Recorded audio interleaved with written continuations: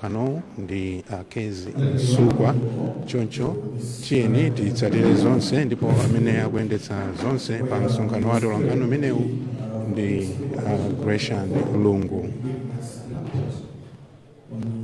How far the party has gone in terms of preparing for the 2024 elective election. And in the high table,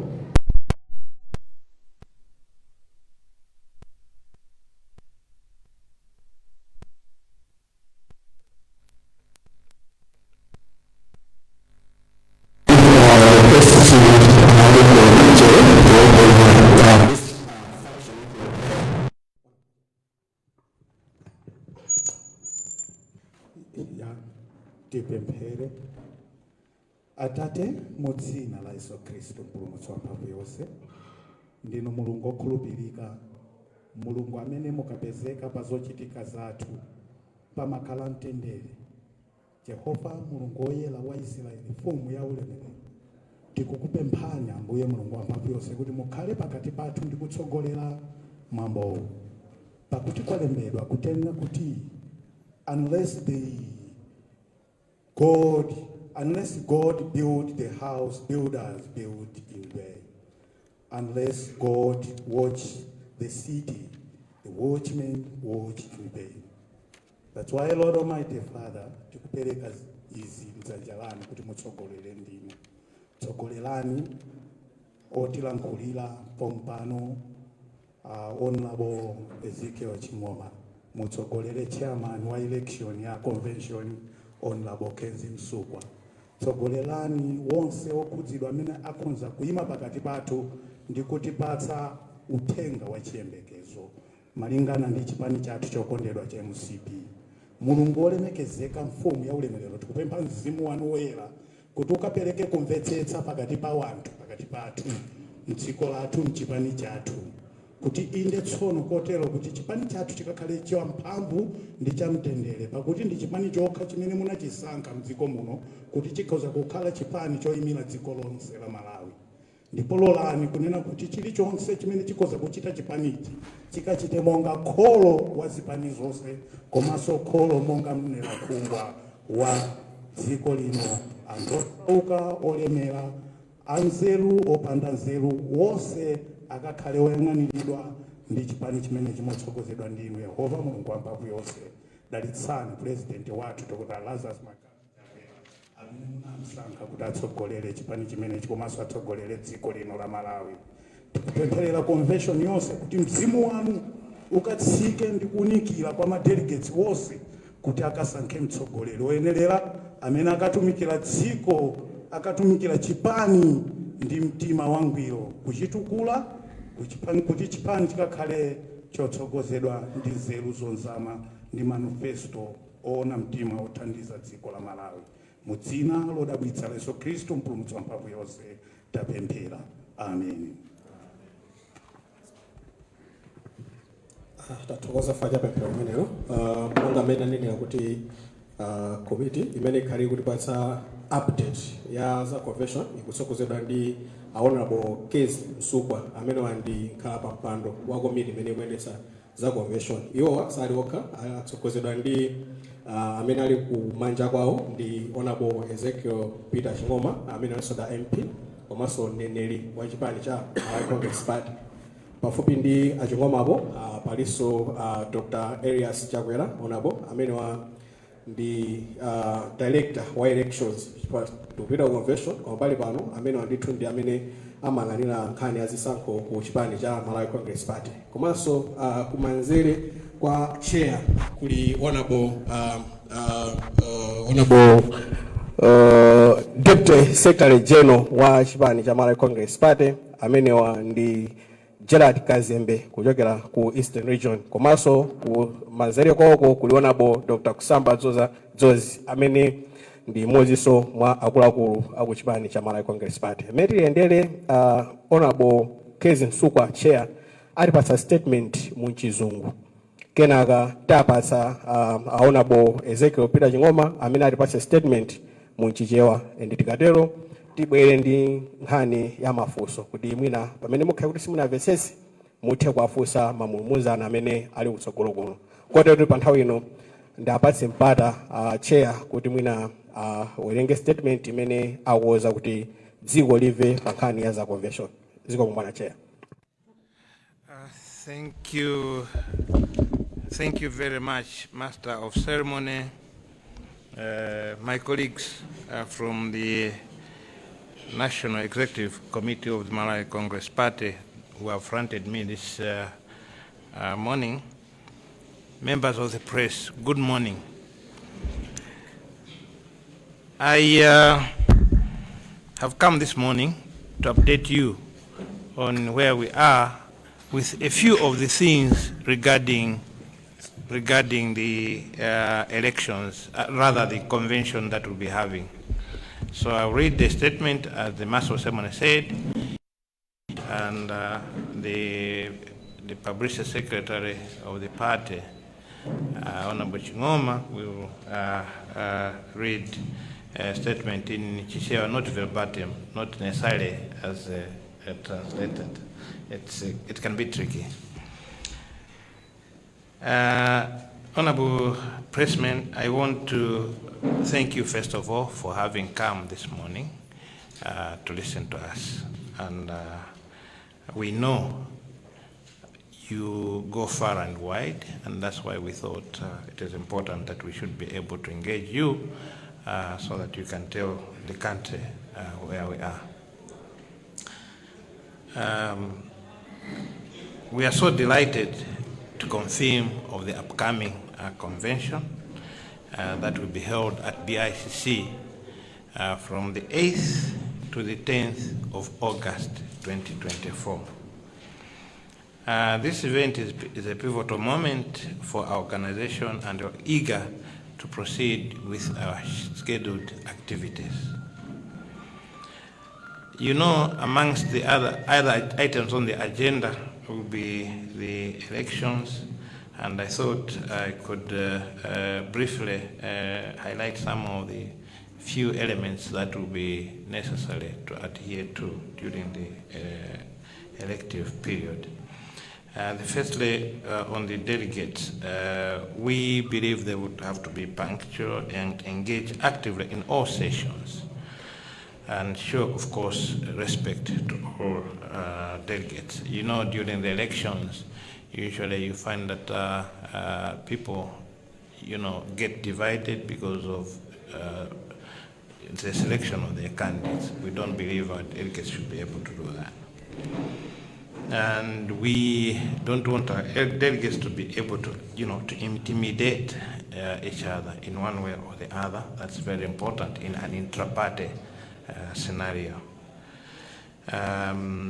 Again, we do not want our delegates to be campaigning during the election process, or the campaigns will have finished by the time we go into the hall. It is also very important that we manage the process of the electioneering by having to be transparent as a committee ourselves. So we are dedicated to maintaining the transparency throughout the elections. Observers from the clergy will be present, and they will ensure the process is conducted orderly and fairly. During the voting process, only delegates, and designated observers will be permitted in the venue to maintain confidentiality and order, as this is an inter-party election and it will not be open to the public. Until we have done away, then we will be able to invite, the public to listen to what has transpired. We don't want people to start, particularly you pressmen, to start reporting, negatively or whatever during the time of the electioneering. We have developed a full process of how we are going to conduct the electioneering in consultation with the Malawi Electoral Commission, who will be managing our elections.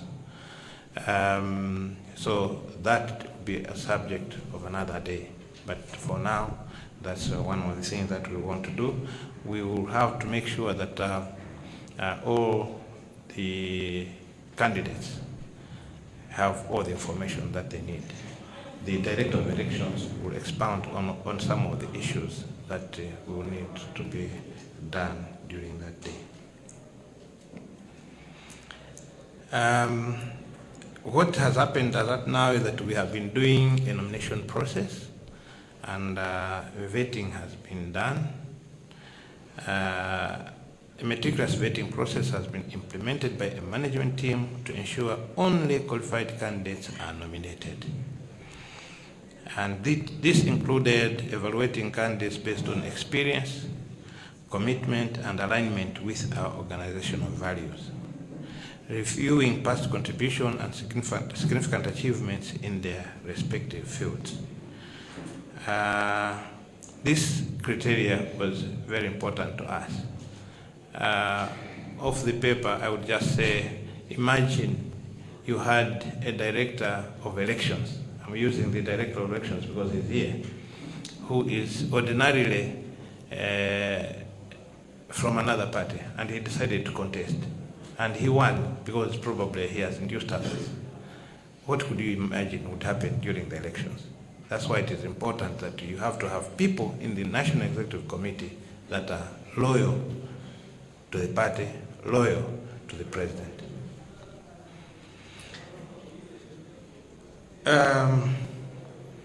We are pleased at this point, therefore, to announce that the names have been vetted and approved by the management based on the selection criteria that we had earlier on announced to you.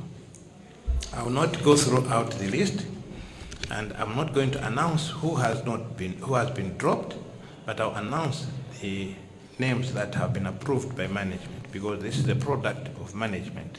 This is not a product of the steering committee. So management went through, and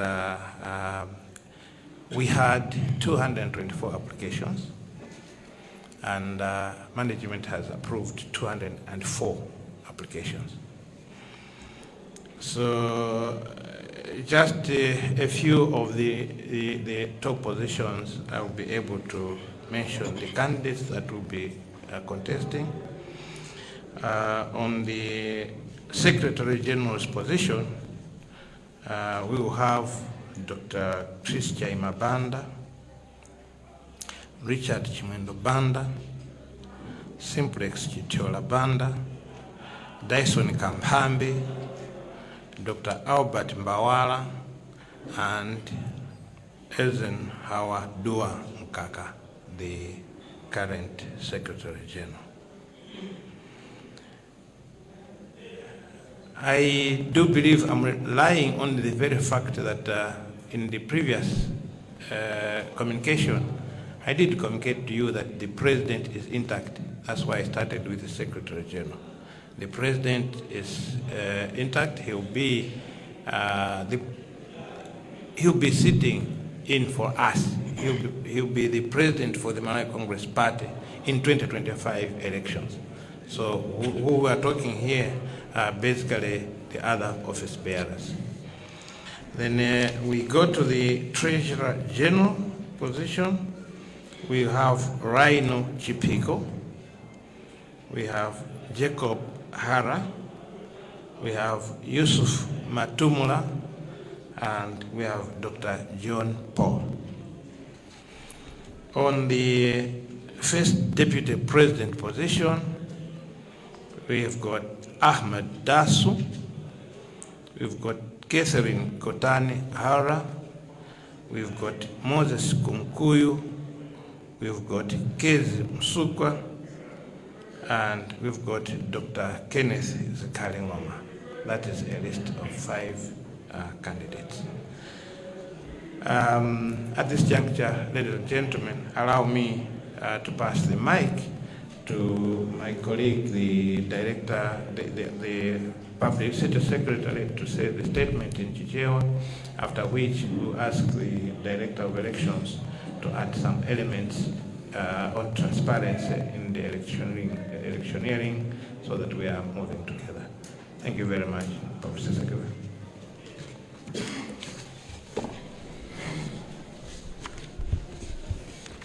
Honorable Chair, ndilero kuti ulemu ukhale m'malo mwake.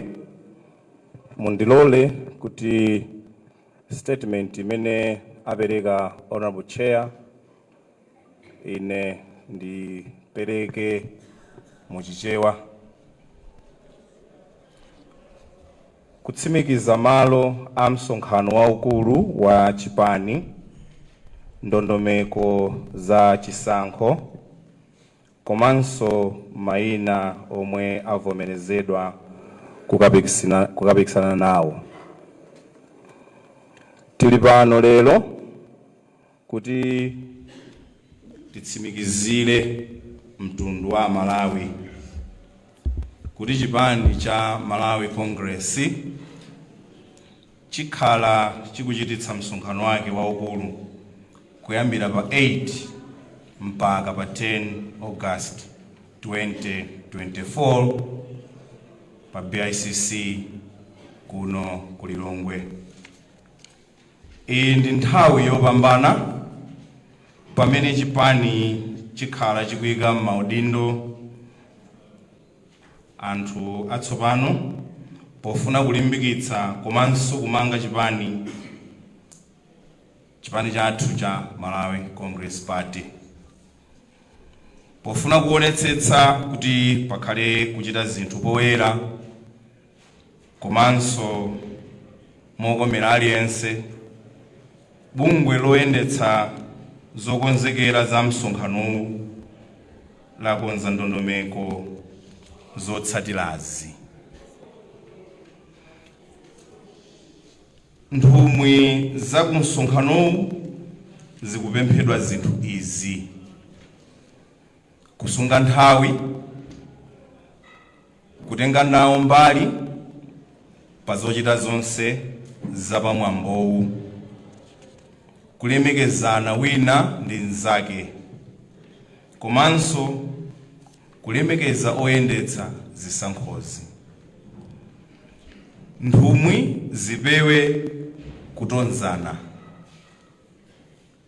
komanso zipewe kuchita kampeni nthawi ya chisankho ndi kupewa zichitochito zomwe zingabweretse kukayikira kapena kusamvana pa zisankhozi. Chachiwiri chimene komiti imeneyi ikupempha komanso ikunenapo njakuti ife a Malawi Congress Party tikuyikirapo mtima kuti ndondomeko yonse ya zisankhozi ikhale yapoyera. Pofuna kukwaniritsa izi, tatenga nthumwi zochokera ku mipingo yosiyanasiyana kuti zidzayang'anire zisankhozi, pakuti ichi ndi chisankho cha mchipani osati cha dziko lonse.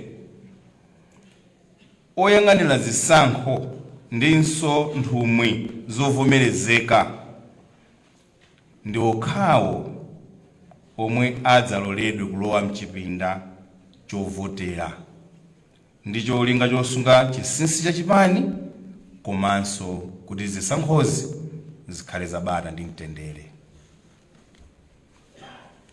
Kauniuni wa mayina. Nthambi ya Chipani cha management pamene pano mafuna mwina ndingofotokozerapo. Constitution yathu ya Malawi Congress Party imapereka mphamvu ku National Executive Committee komanso management kupanga ziganizo za Chipani. Management ndi bungwe limene nkhani isanafike ku National Executive Committee, management ndimene imaphika. Bungwe limeneli muli ma directors onse kuyambirapo a secretary general, treasurer general ndi ma directors onse, ndipo chairman wa management amakhala president wa Chipani. Ndikamati management ndikunena za anthu amenewa.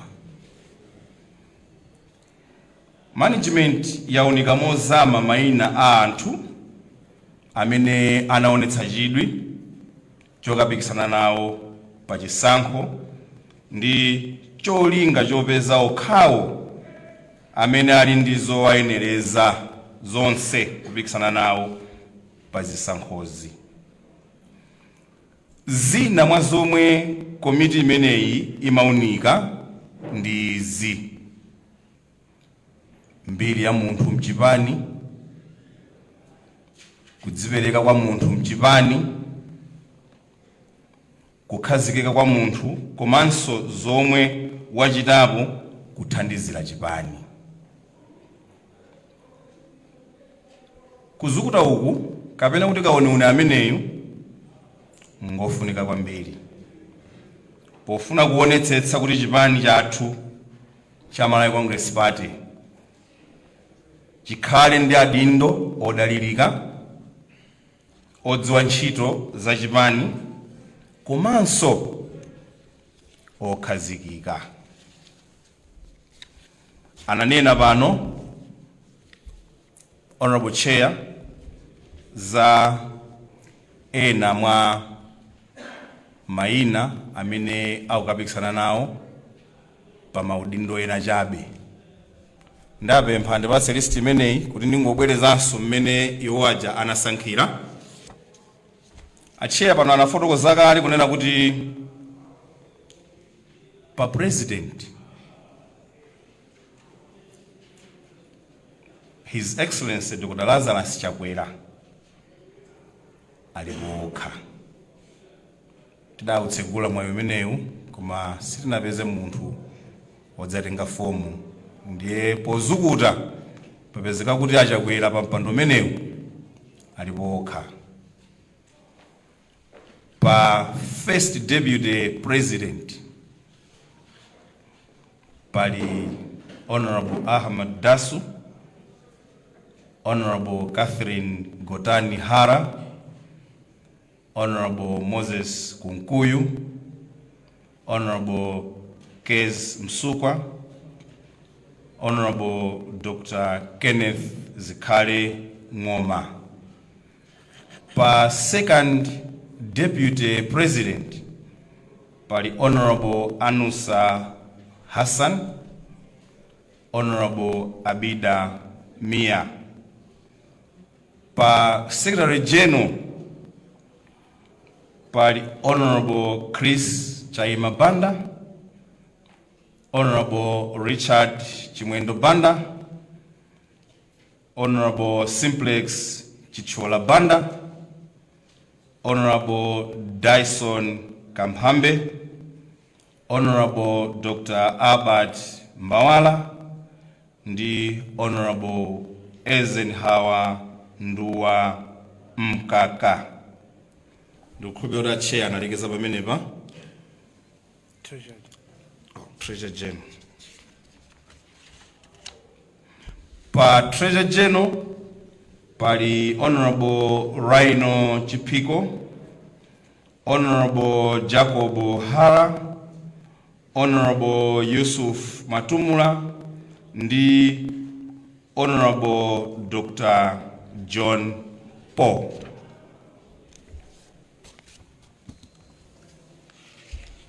Mainawa mujanna fotokozera muja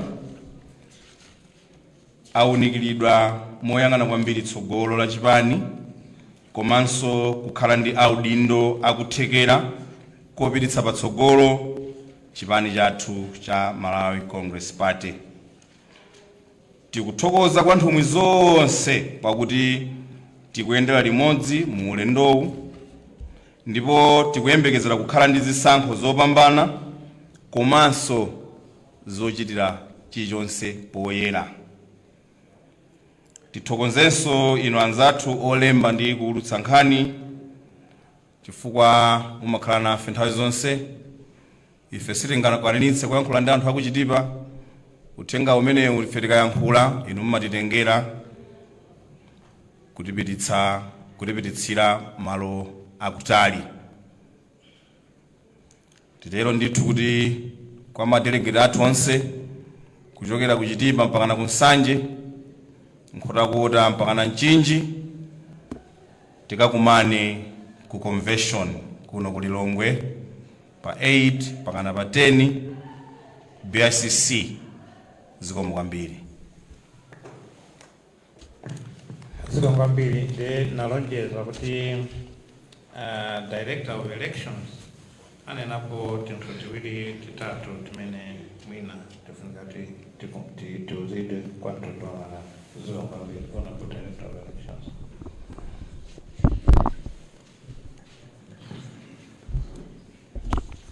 Zikomo kwambiri kumpando. Ndimangofuna kuti ndingonjezera kuti mujanenera kuti tifunitsitsa kuti masankho athu akhale woonetsetsa kuti aliyense ndithu ndi wokondwera ndi mmene zikuyendera. Anayozo chizungu choti transparency. China chimene achiya sana nene nchakuti tidzalola kuti tikhale ndi voter register, ndipo voters register imeneyo ikupangidwa kuchokera ku delegates amene ndi ovomerezeka kukhalapo pa convention, komanso ovomerezeka chifukwa cha maudindo awo Chipani kuti akhoza kusankhanso anthu pa maudindo amene talengezawa. Chachiwiri nchakuti pa tsiku limeneli lochita vote, candidate aliyense yes amene akuyimira pa udindo uliwonse tidzamupemphaso kuti akhale ndi womuyimirira.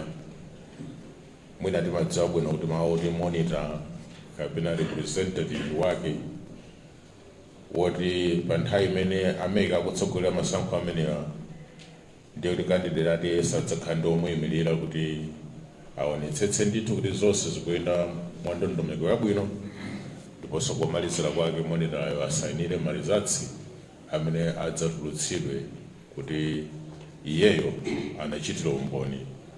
Zimenezi ndi zimene ndifuna tizidzachite, ndipo madelegates athu makandidates athu onse tikuwapempha kuti mamonitorawa adzasankhe pakati pa gulu limene ndi madelegates, chifukwa sitidzalola kuti wina amene si delegate adzaonerere masankho mkati mwa chipinda chimenechi. Tikudziwa zimenezi zotheka chifukwa mamonitora athu akhala pa nomination form awo asayinira kale ndi madelegates, chifukwa atimakhala proposer and seconder amene anthu ake ndi madelegates omwewo. Sono palibe mlendo woti akhoza kuti andilibe ondiyimirira, koma tidzawapempha kuti aliyense apeze representative mchipinda momwemo mmene muli madelegates. Ichinso chimene timafuna anthu adziwe pamene akubwera ku masankho amenewa. Tikuyembekeza kuti adzakhala masankho abwino kwambiri, and we want to show kuti Malawi Congress Party is very democratic party, and transparency is of paramount importance when it comes to elections. Thank you very much.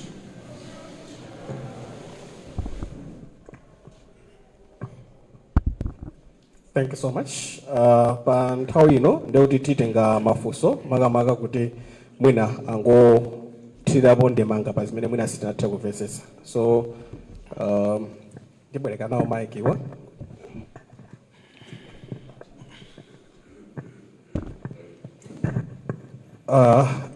Mazizi, mwina tiyambe kutenga mafunso kuchokera kwa bwana Mazizi. Titenganso hapo Joseph Mazizi, Joseph Mazizi, Capital FM. Ndili ndi funso maka pa ndandanda wa anthu amene avomerezedwa kuti sorry, amanena kuti chifukwa cha makamerawo mwina mukhoza kumaliza funsira apa kuti anthu azitha kuonani.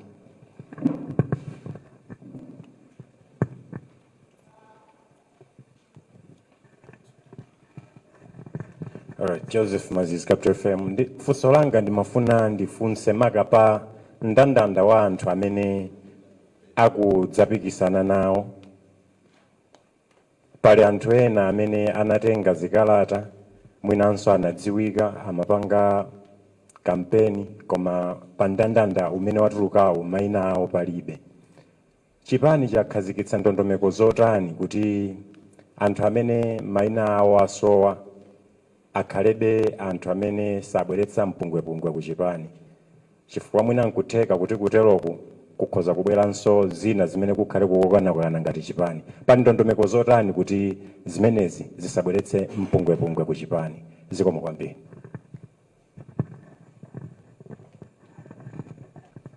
Zikomo kwambiri. Ine ndi Kasim Aubi kuchoka ku Zodiac.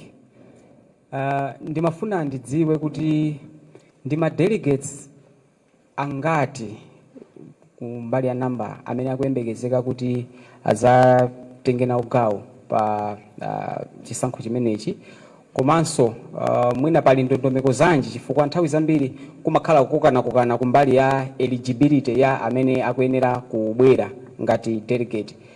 Pamene papa mwazikonza motani kuti mwina pasakhale mavuto kala amenewo? Yes.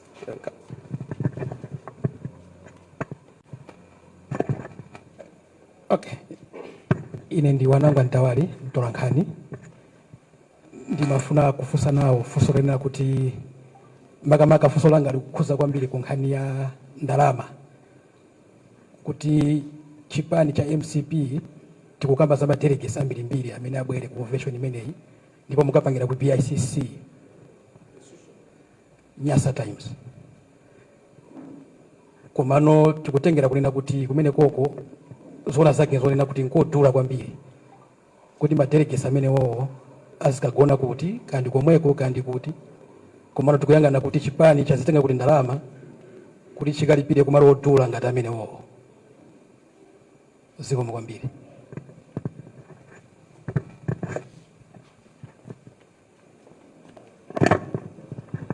Ndine Dickson Chivuati Gondo chokera ku Zodiac. Pamene mwalengeza ndandanda wa anthu amene akuyenera kupikisana, pali nkhani imene ili kubwalo ndipo khoti likuyenera kupereka chiganizo pa nkhani imeneyi lero. Ino ngati amene mukuyendetsa chisankho mwapitirira kulengeza mayina amene akuyenera kuyima ndi ena amene sakuyenera kuyima. Simukuona kuti pena mwina musokoneza ndondomeko ya convention imeneyi? Zikomo kwambiri.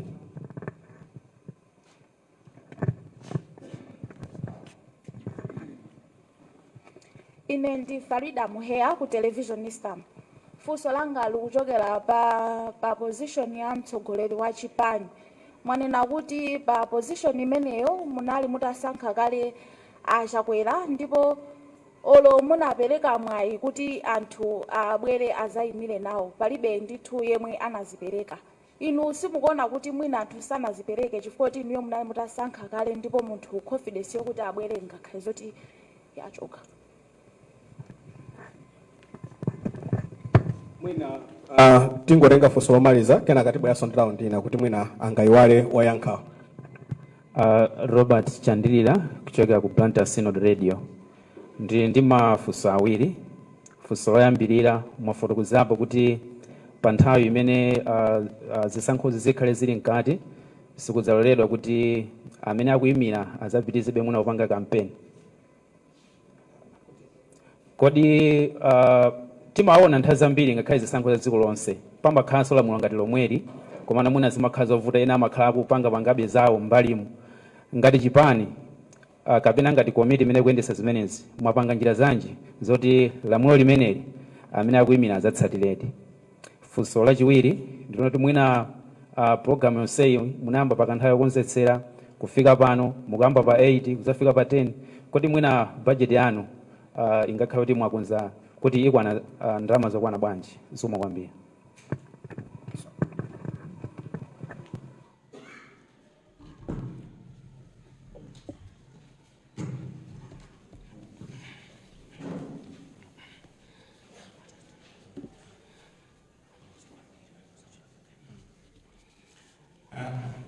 Thank you very much, Pressman, for the nice questions. We will be answering the questions. We have directors here who will be also tasking to take some of the questions. From Bwana Mazizi, you asked how we are going to manage and to amene anatenga mafomu maybe maina ao asoa. I don't know whether that is the right translation of missing. It's not missing. There was a vetting process that went through. The names were there, they never missed. What I would want to say is that we in Malawi Congress Party believe in a common thing. And that common thing is that chimene chimatianjanitsa ife ndicho pambana ndichachikulu kusiyana ndi chimene chinga tipangise kuti tikhale osagwirizana. That binds us together is more important than what can divide us. I want to repeat that. And what binds us together is the Malawi Congress Party and its leader, His Excellency Dr. Lazarus Makaze Chakwera. If you asked me to choose between efficiency and loyalty, I would choose loyalty. The reason I would choose loyalty is because efficiency, you can modify it. You can train, but loyalty for any organization is very important. So I do believe that upon having noted that you didn't qualify, we're not saying that you're not a member of the party, but what we're saying that the National Executive Committee, in its wisdom, put a qualification criteria, some of which were the number of years, others are the positions that you have held in the party. In other words, we're looking at experienced people. You imagine that this is the highest policy-making body, and you want to take a novice to go into the high position of making decisions. Yes, you can be experienced elsewhere, but you may not have the full knowledge of the four cornerstones of the Malawi Congress Party. So we believe that our people, whoever took the form, is a loyal member of the party and will be able to be obedient and abide by the cornerstones of the Malawi Congress Party. So we do not expect any mpungwe at this level because members were told the criterion on which we're going to base ourselves when vetting the members. The director of elections will tell us how many delegates we have and the questions from Mr. Aubi.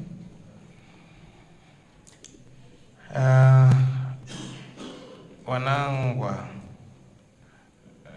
you are talking about BICC. I will ask my colleague beside me, he is in the finance committee. He will take that question. But maybe just to demystify, BICC is not as expensive as the building is. It's a tall, nice building, but if you look at the costs, it's not going to be what people think. They are manageable. But that will be taken by the member of the finance committee.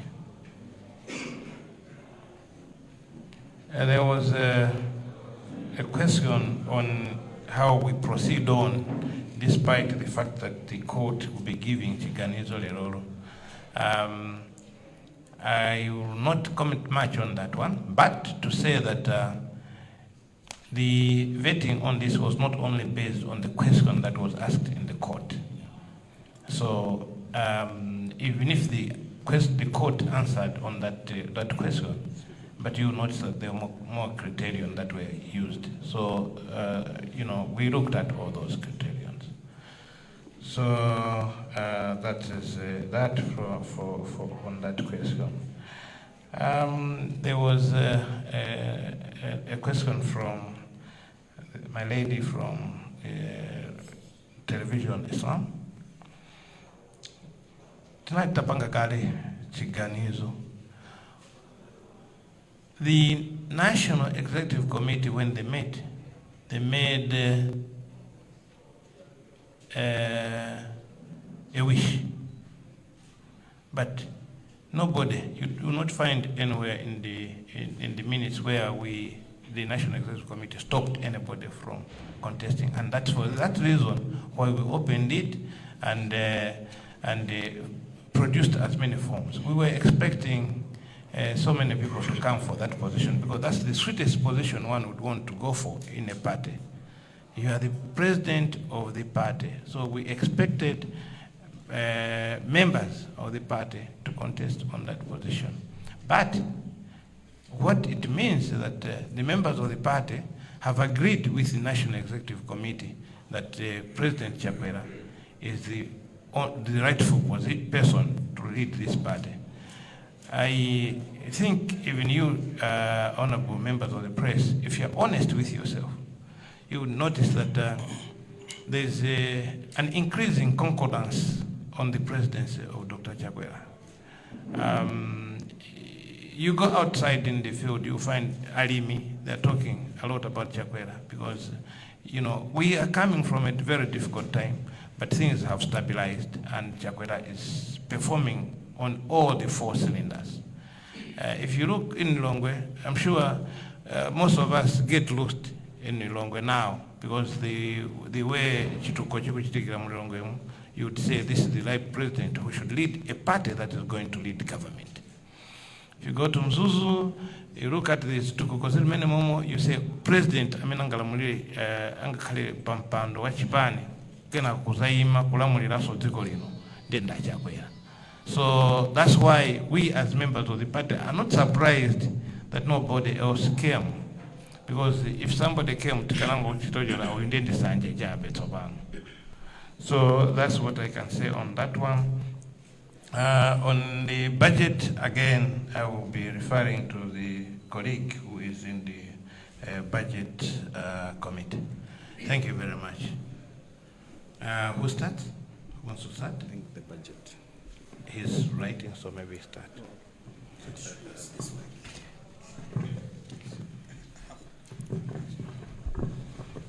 Here are your gadgets. Thank you. I think the question was around the number of delegates and those who are eligible to vote. For now, let me say that our register is being updated with the details of names of candidates, of the delegates, and their IDs, where they are coming from, and so forth. But the expectation that we have is that we are going to have delegates from about 1,300, maybe to about 1,500, no more than that. This is based from our constitution, which allows those who are attending the convention as delegates to also be the voters. So we are getting these names of people from our regions. So the regional headquarters, like Central Region, North-South, North-North, Lakeshore, Eastern Region, and the South are the ones that give us the number of delegates, because our constitution is clear about who goes to the convention to do the needful. So that is about eligibility as well as the numbers. But we know that by the end of the day or tomorrow, we'll have a clean list which is going to show the total number of delegates that are going to be eligible voters. Thank you. Thank you very much, Director of Elections. At this juncture, let me pass the mic to my colleague to take over the questions. I think basically it's the questions. There was a security question that was asked. He'll be answering on behalf of our security committee and the budget as well as sources of our resources. Thank you. Zomwe bwana chairman. Ndi yankhapo mafunso atatu amenewa oyambirira ndalonena kuti tikayang'anitsitsa BICC imaoneka kuti ndi malo odula. Kodi ngati Chipani ndalama mwazitenga kuti? Mbali imodzi ya committee ikuyendetsa convention imeneyi tinali ndi subcommittee ya budget and finance. Ntchito yayikulu ya subcommittee imeneyi kunali kusakasaka amene tingapezere ndalama. Ndiye amenewa anazipeza ndalama kuchokera ku malo atatu, 3 sources. Yoyambirira ndi abwezi a Chipani chathu amene anapereka ndalama titalembera makalata kuti tili ndi msonkhano waukulu atithandize. Ena analanga amene amangotipatsa ndalama ndi katundu ngati ma donations. So the donations were both in kind as well as in cash. Ndalama zina tinazipeza kuchokera ku nomination fees. Ma contestants athu onse amataka tenga fomu ija amalipira fee. Ndiye ndalama zimene tagwiritsa ntchito kapena zimene tikugwiritsa ntchito zachokera ku malo atatu amenewa. Ena anafunsanso kuti kodi budget yanu ndiyo chuluka bwanji. Budget yathu is close to 1 billion but below 1 billion, not above it. Nanga poti kutakhala gulu mbiri mudzateteza bwanji kapena mudzapereka bwanji chitetezo malo amenewa. Committee imene ikuyendetsa convention imeneyi ili ndi subcommittee ya security imene idzapereke chitetezo pogwiritsa ntchito anthu eni yake a Malawi Congress Party amene achiteteza Chipani kuchokera kalekale kufika pano. Komanso tili ndi apolisi amene akathandize eni yake Chipani kusungitsa bata ndi mtendere. Zomwe. Thank you, Chairman. Thank you very much. And then there was an element where amafunsa kuti kodi anthu akugona ku PICC EI. Ku PICC kopangira msonkhano. Koma anthu athu tapeza malo mwina ndi mwina mmene Chipani chinatha kuthekera kuti chipezere malo kani ma college ena kagona ma college ena maloji oti ochipirako kuti tisunge ndalama because we don't have the whole money. You know, we are a party. We are not getting money from anywhere else but from our loyalists. That's why we have been emphasizing the people who are loyal will willingly give to the party, and we are so happy that we had loyalists as far as in the diaspora who have been giving to the party through our account, and we are indebted to all of them. Thank you very much. Chair, mundrole ningo gwira pamene munagwira mukale. Amaziza nafunsa kuti Chipani chakhazikitsa ndondomeko yotani kuti zisabweretse mpungwepungwe anthu ena akaluza. Kwa amene takhalitsamo mChipanimu tokuwuzani kuti Chipani cha Malawi Congress Party is very unique. Nchosiyana ndi zipani zina. Chipani cha Malawi Congress Party kumene chili very strong sikuntundako. Ndichifukwa kuntundako anthu amaoneka ngati kuti akokana majaketi anthu 20 kutuluka muneki anthu kumati Chipani chatha koma sichitani. The reason is Chipani cha Malawi Congress Party ndicho limba kwambiri ku area ku constituency. Ineyo I can challenge you kuti olotera ngwasi achakwera okha tonse kumati atatuluka Chipani anthu aja abwera abweri aja negi yalowa 2-3 weeks muchita bwanso Chipani chizakhala bwanji. Ndakamba fundo iyi funo kutsimikizirani kuti ngati munthu angakati waluza kumene kucha iye nkufuna kuyambitsa zosokoneza ku MCP ku ndi mmene anthu amathera taona ife moti uthenga uwu upite mu Nsanje upite ku Chitipa ngati pali atsogoleri naye kamakuwuzani kuti andikakaluza mukayambitse nkhondo musatsate fo mukhala nokha. Panalinso funso pano anafunsa nda Chivati Gondwe amanena kuti nkhani imene ili kubwalo la milandu kodi zikhala bwanji. Nkhani imene ili kubwalo la milandu si criteria ngati mananenera chair yokuti kodi uyu mpira asewera simungoyang'ana height komanso simungoyang'ana zaka mumaona kuti mthupi mwali bwino kutanthauza kuti pa criteria pachi pamakhala zinthu mwina 10 or 15 ndiye pa criteria yokuti anthu awawa iyi ndi finalist. Meeting imene inachitika dzulo ku State House imene yatha usiku inaona pa listipo zinthu zonse ku court kuli legal question imodzi and we are very much alive to that question.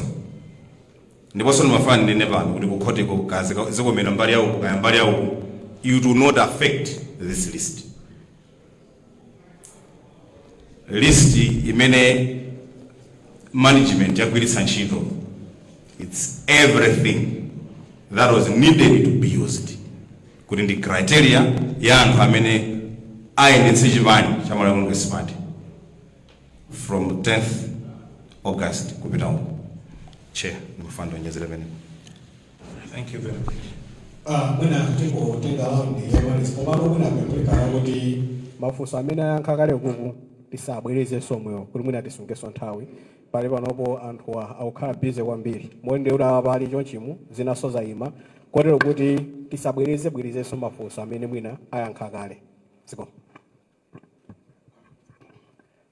Zikomo, dzina langa ndine Alex Sakala kuchokera ku Angaliba TV and Radio. Funso langa ndilokhuza ma monitors.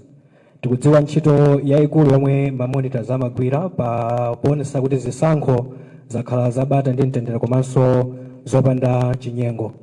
Ndiye mukulankhula kwanu chair munena kuti amene azakhale ma monitors athu ku convention imeneyi ndi mwa achokera ku matchalichi osiyanasiyana atsogoleri a matchalichi osiyanasiyana. Ndiye ndimafuna kudziwa kunena kuti kodi matchalichi amenewa mwina panali criteria yanji kuti musankhe komanso nkutheka kuti mwina atsogoleri amene ndi achipani chokha cha MCP kapenanso ndi azipanizira. Zikomo kwambiri.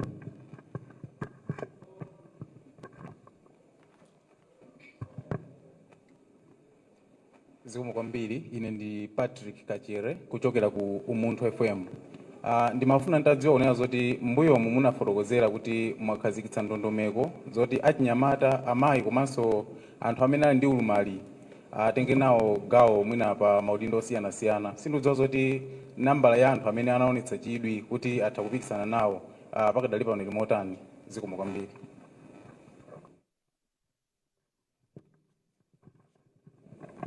I'm George Singini from Nation Publications. I wanted to find out who are the individuals that did the vetting, and was this vetting not done to protect self-interest?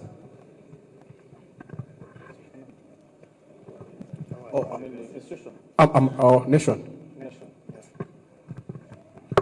Ina Louis kama jamanda jisoma radio station Salima. Mafani ngodziwa kudina kuti anthu amene mwachita vet out pa list imeneyi munadziwitsa ndipo ngati munadziwitsa response yawo inali motani ngati kuchoka kwa anthu amenewa.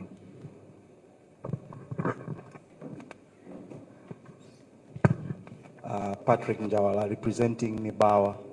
You just made a comment, sir, to the effect that the court verdict, which one of the potential candidates had taken to, would not have a bearing of the management list that you have made.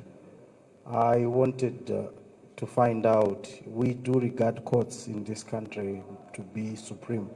Aren't you worried about that development that or statement you are making, that despite whatever the courts say, you still stand by the list that has been approved? Thank you.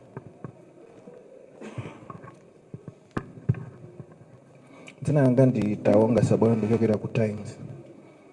Tikangana list ya anthu imene mwatulutsa opikisana nawo, akoneka kuti ambiri wanda akuluakulu mchipanichi.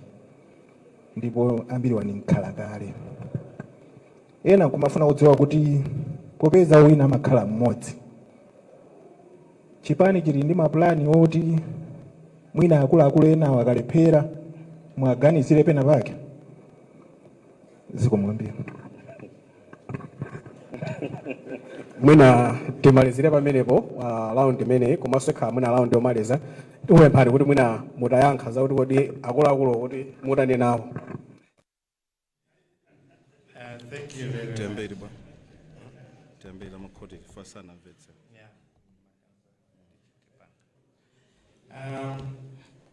Pali, of course, I've observed a few things that we need to correct. I think maybe communication was not properly assimilated. Chakambirana, the Director of Elections, did mention about observers, not monitors. Observers, actually, are Machalish, Oceana, and the names for representative of different church and, or rather religious organizations were provided to us from their different religious mother bodies. Those will be observers. Monitors will have to be identified from among the delegates. i.e., if Honorable Kusamba Tonzi is a candidate and he wants to choose a monitor, he would choose Honorable Mpeka Sambo, who is a delegate, and then it means he's already from among there, because surely you have made your own choice. They will have to make that particular choice. So I thought maybe that was not as clear. There was a question from Mr. Kachere on the numbers, or rather, on the numbers of youths and maybe women and people living with disabilities. I can confirm that we have got all those groups. You see in this group, people of different, what are the word? And we physically challenged are being there, people living with albinism are there being contesting, youth, as many youths, women as many as, in fact, we have had more women than we had expected. This shows to us that the party is being embraced by everyone. What we would not have done, because we didn't expect, was to literally segregate to say how many are youth, how many are women, so that we could have been able to give the numbers. The nation wanted to know the individuals who were in the vetting committee. The vetting committee, I can mention that was headed by Honorable Velema, but I may not be able to go all the way. But these were senior members of the party that were doing the vetting. But you recall what we said. The process is such that when you get the nomination form, you go and submit with Secretariat. Secretariat gets it to the vetting committee. The vetting committee takes it to management. So whatever the vetting committee has done is not the final. The final list is by management. That's where the whole the whole responsibility rests. So I thought that was the more important to mention, that this is the product of management. This is not the product of the steering committee or indeed the vetting committee itself. Bauer, you did talk about the court verdict being the final list. I believe that what he meant, what he said, was that the question to the court was one. But in looking at these nominations, we went beyond that one question which was asked in the court. So what it basically meant is that most of these, all of this, they were answering to all those criteria which were said. So even if, what it meant was, even if the court said, okay, the verdict is in the positive to what the question was asked, but there's this other element which was not asked in the court, and they didn't qualify on those elements. That's, we were very careful. I think management was very careful in ensuring that they don't preempt the court. So they went all the way wide. That's why he was basically saying that it may not change anything, because there's no one who was only disqualified for a reason, being that he or she was under 2 years. No one. He will also add on that one, so that you don't say I put words in his mouth. And then Mabigi.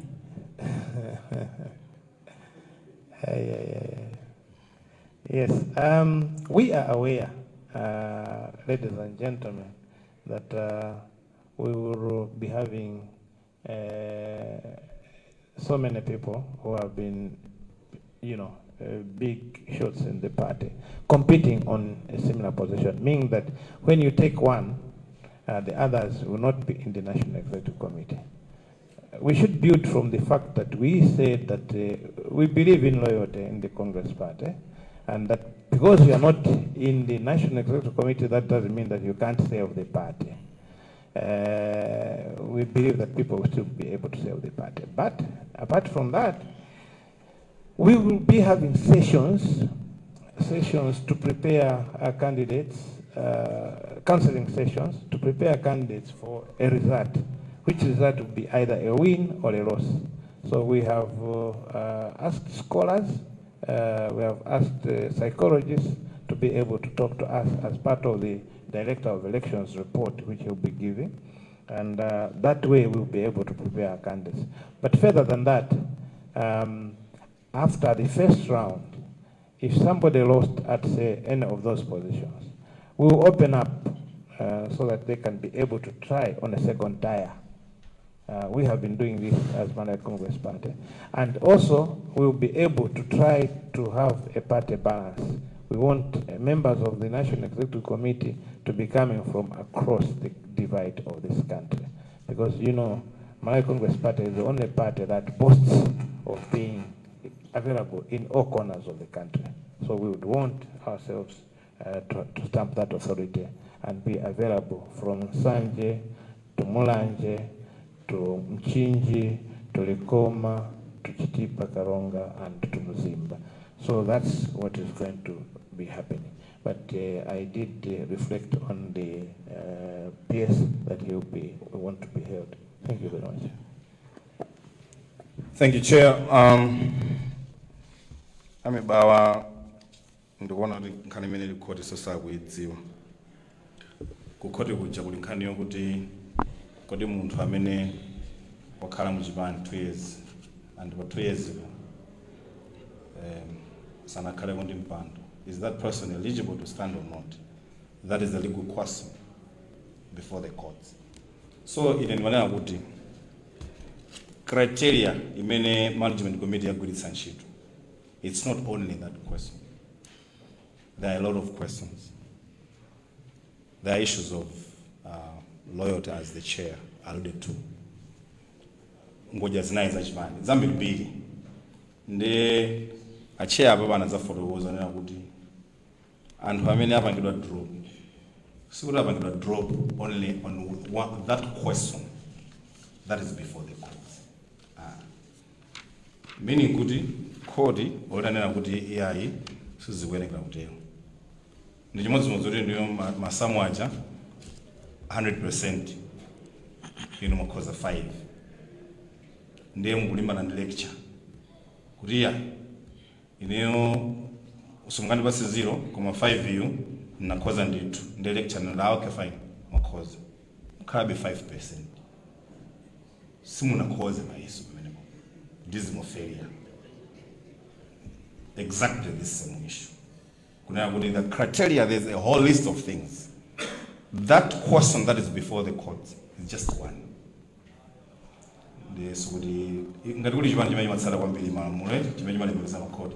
the Malay Congress Party, and you know. Our muntu anayanka ndi consideration imene Chipani chapanga Zama Youth Alumali komanso amayi. Chair of the Board anthu amenewa all this year achuluka kwambiri. I think the reason is because my fees yawo anali halfway down. Pamene anadumpa chair ndo pamene. Pamene director amapereka let's say 500 and awawa my youth aulumali azimayi amapereka 250. Pamene panali 5 million amapereka halfway down 2.5. So Chipani cha Congress Party anthu amene wawa chimayika mu mtima mwawo nthawi zonse.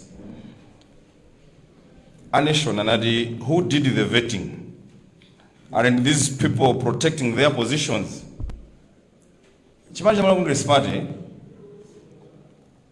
munthu atafuna kuti azipanga ma decision aiyeyo ngati munthu kuti chipani chitsatire, that person cannot succeed. Chipani chili chovuta nako mbali ya malamulo. Ku Malay Congress Party olozimene tikuyankhula ife panozi ngati wina akuyang'ana aching'oma kapena akuyang'ana ansukwa akungolakwa chabe. Chipani cha Malay Congress Party chimayenda ngati somba pi zonse komweko ukhoza kukhala iweyo ndi maganizo ako kuti ine ndifuna ndikatere. Ku Chipani cha Malay Congress Party zimakanika mukuti pakanakhala kuti wina wake amatha kuvumbuluka kupanga maganizo ake ataonga pano sakanabwera nkunena kuti mabiga opikisana zikagwa senanga kanateteza mipando imeneyi. Mpamene mungadziwire Chipani cha Malay Congress Party chimakhala open and decision imene imakhala kupangidwa implement ku Malay Congress Party imakhala kuti chipanicho chakhala pansi chakonza. Ndimafuna ndiatsimikizira nation kuti ukusizomayang'ana kuti olonga khala anachula kuti amulanje ovuyalema kuti mulo mwina mukafunsa njovu yalemawo iwo amayang'anira mbali ina koma akadabo kuti chigulu chikuti ya tilowerewo ndero kamakakamira kucholo wekha kuja umatsala wekha. Chipani cha Congress Party osaloza munthu la wapanga decision ndi uyu kulibe amapanga decision ku Congress Party. We make decisions as an institution. Paipa ndimafuna ndifotokoze machoncho ena olo management committee yadzulo ena kunalibe mwina ndingofotokozawo chitsanzo ngati ine ndinali pazovuta pena pake ndabwera ndapeza kuti atha ndauzidwa easy pano ndili pano kuuza mtundu wa Malawi pakhozo khala pali decision ina apa ndiona kuti izizizi koma ndiusepe ya Malawi chifoti chapanga ndi Chipani decision. We can't come here kumata wakuti IMCP doesn't work that way. If it's Chipani is not charge. In the Malay Congress Party. I think in the Mufuna degree and lastly, panali Fonsoloti anthu aja amene sana pangido approve mwauza ndikhulupira kuti tikwauza baba. The press conference is meant, to release the names of people who have been approved. This is the only very transparent way of, informing everybody. So, and unfortunately, we are not bound to tell you the reasons why. you have not been approved. Kama Chipani, Chachita vet and has made these approvals. Let me pomalizira penipeni ndiwafunire anthu Malawi Congress Party amene ali delegates kuyenda kwabwino kuchokera ma constituency mwawo kuzafika kuno. I pray for God's traveling message to every one of them. We need them, we love them, because chitoili patsogolopa ndiye ikuru kwambiri. This is the road to yokatowesa ife again into 2025 as Malawi Congress Party going to lead this country. Our theme is rebuilding the Malawi nation. We have noted how broken the nation became and after the single party, but this time around we're saying the comeback of Malawi Congress Party into government is going to help steer the rebuilding of this nation. Thank you very much. God bless you all. Zomwe kwambiri pasonde tikafika panthu pa mapeto pa president yathu komano ndikuti tinatsegula ndi pemphero tapemphaso amene anatitsegula ndi pemphero kuti